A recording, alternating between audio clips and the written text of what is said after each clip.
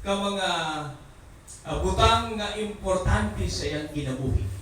The word endure. To endure sa mga sitwasyon sa iyang kinabuhi. Upat ka tuig, dili sa yun, sa kolehiyo. And then, yes, of course, looks like a ladder. Nga niabot si Stephanie sa iyahang sitwasyon nga gikan sa kinder, nag-elementary, nag-high school, tapos nag-college siya, pagkahuman karon na atalinhi para isilibrar o magpasalamat sa pagkamaayo sa Diyos sa iyahang kalampusan.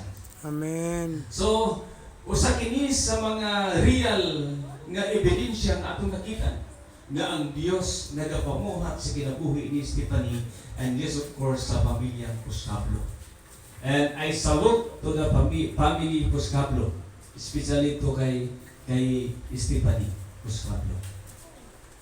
Ang akong pagsaludo naa sa pamilya Puscablo. Tungod kay dili sa yon, no? Ang success sa kinabuhi ni Stephanie nagatangad kini siya sa duha ka punto nga mao ang iyahang pag-endure sa tanang mga problema sa kinabuhi.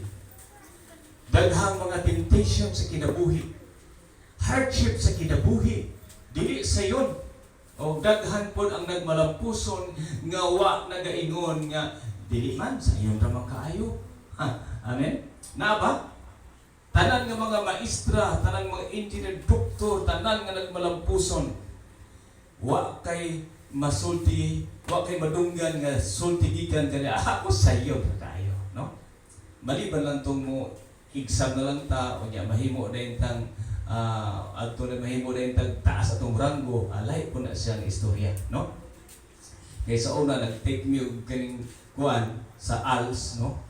Dili man alsa, alsa pa ubos kay wa man